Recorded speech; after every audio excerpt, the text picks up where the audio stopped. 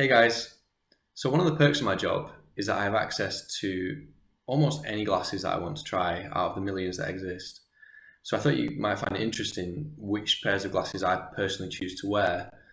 So in this video, I'm going to show you the 5 sets of glasses that I switch between regularly. I'm going to talk about the lenses that are in them and how they improve my vision in different ways.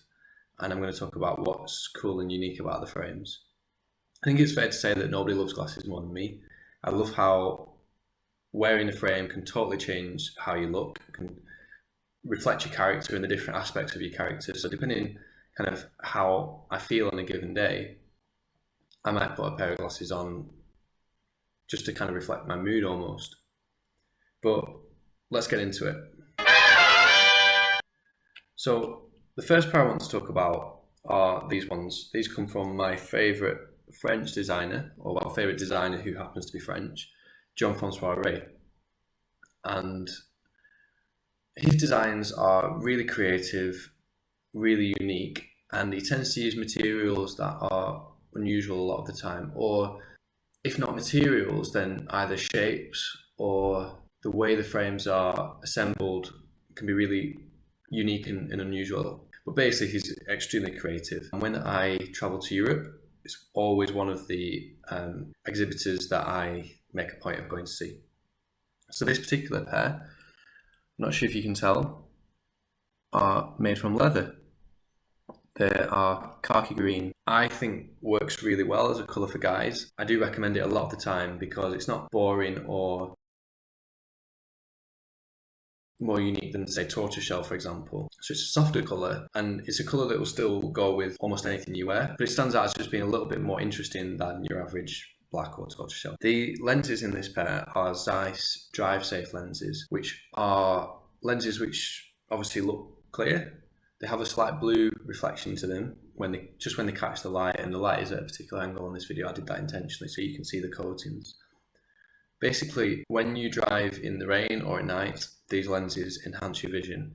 They have a slight adjustment to the prescription for how your pupil changes in low light situations, and they have the blue finish which reflects away LED headlights, which are the ones that cause the really bad dazzle and the really bad glare.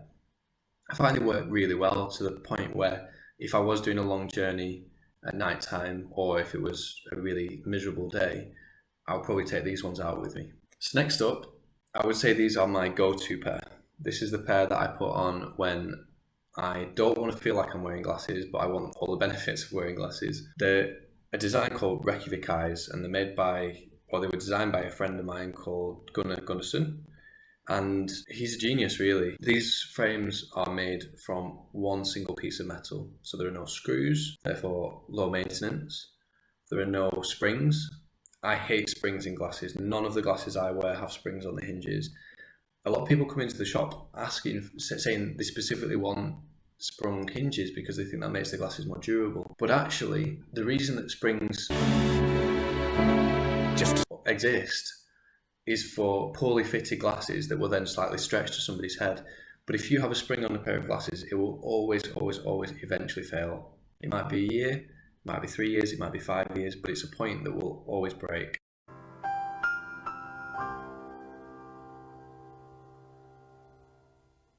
So the fact that these don't have any means that potentially they have an unlimited lifespan.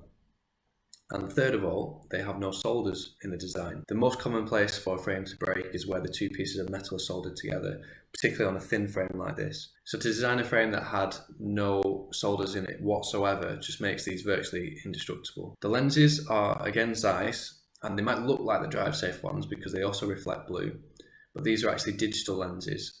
And digital lenses are designed, as the name suggests, for people who spend a lot of time on digital screens.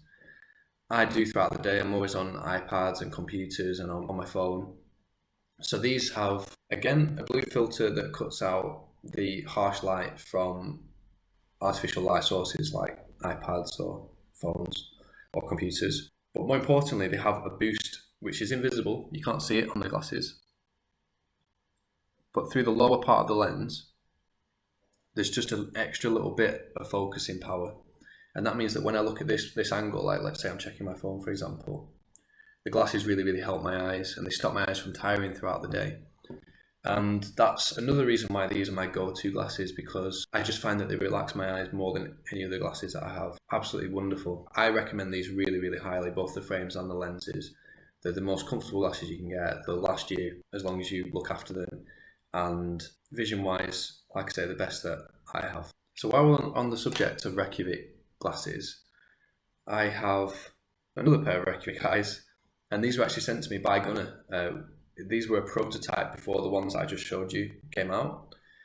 I actually think these are more stylish. They stand out mainly because of the contrasting double bar. I'm always telling people to go for this double bar. It's not everybody's cup of tea, but it's definitely in fashion now for both men and ladies, and you're going to see it more and more over the next few years. So I really like the fact that it particularly stands out on this one. I also like the slightly bigger lenses. I think this is a trendier frame than the last one that I showed you, a more stylish frame.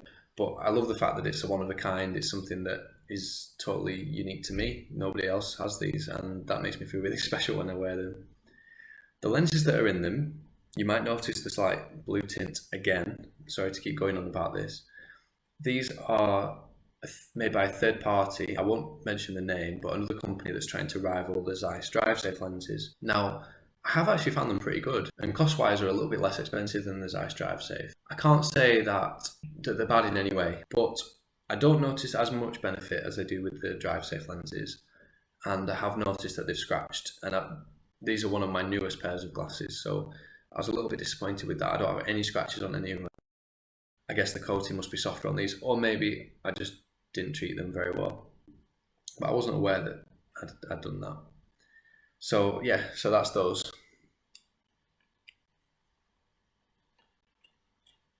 So next up, something a bit different. These are an Anglo American frame. These are actually my oldest out of the 5 pairs, and they're just a really classic style. I don't think you can go wrong with this kind of vintage tortoiseshell round frame. I got these just when round glasses were really, really starting to take off, and they were my first pair of round glasses. And I felt really nervous when I was wearing them for the first, say, few weeks, because I didn't feel like I suited round glasses. But I knew it was a look that I wanted to go for, and now it's pretty much the only shape that I wear, and people always comment on these ones. I think these ones actually get the most comments out of all of my glasses. And I think it's because it's a style that you can almost imagine yourself in. You know, there's nobody who couldn't really wear this frame, I don't think. It comes in loads of different sizes. One thing I should say, the Reykjavik frames I mentioned are unbelievably light and you can't feel you're wearing them. The JFRA ones that I mentioned at the start, despite being really quirky and beautiful and I really, really like them, they are a lot heavier on my nose. These are my heaviest pair of glasses.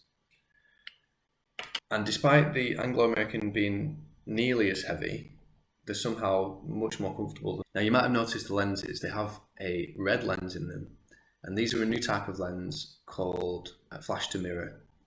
So basically they look, as you can see, virtually clear indoors, but with a slight tint. I really like slight tints, and that's something that's coming in more and more. That's something you should consider on your next pair of glasses. If I was to go into the sun, these will darken to mirrored sunglasses, and they do go really dark, which is really, really good.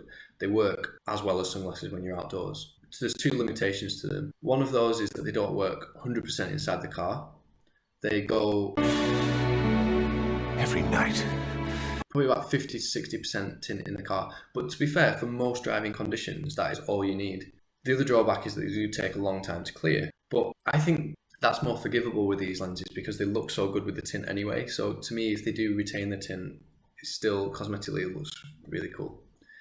But last up, we've got my newest glasses, and I'm still in the stage, like I said I was with the round ones, where I'm not 100% feeling completely confident with the aviator style. It's what all the designers are coming out with at the moment, and I wanted to make sure that I stayed up to date. Before I talk about the frames, I really want to talk about this tint because I both love it and I hate it. I love how it looks. My vision feels fine with them, but after I've had them on for quite a while, I do start to get a little bit of kind of a tingling sensation in my eyes, and I can just kind of feel them tiring for a bit. Now I'm quite lucky that I can actually cope without glasses. I can see pretty well without glasses, but I was a bit disappointed about that. I did kind of expect it because blue is the lowest contrast colour to look through. So basically when I have these on, I will have less contrast than with any of my other pairs of glasses. And that's going to serve to tire my eyes. It does make sense. They have the digital lenses in again. Out of all the ones that I've talked to you about, the digital lenses are by far the best. And therefore I wanted it in my newest pair of glasses. So these have that focusing for close-up, which is perfect.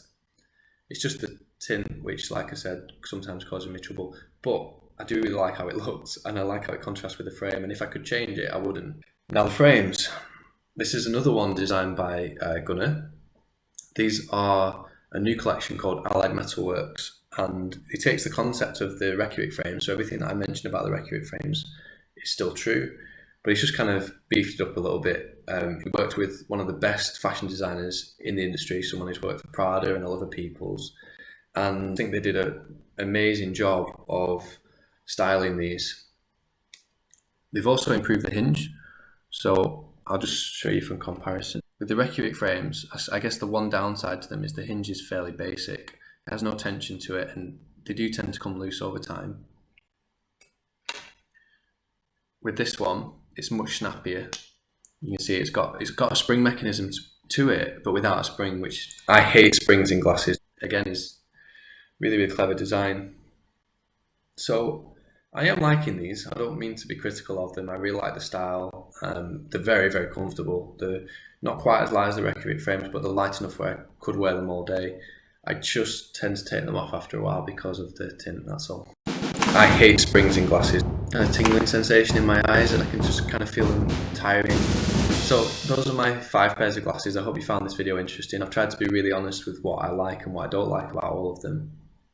And if you've got any questions, please leave them in the comments below. Thanks, guys. See you.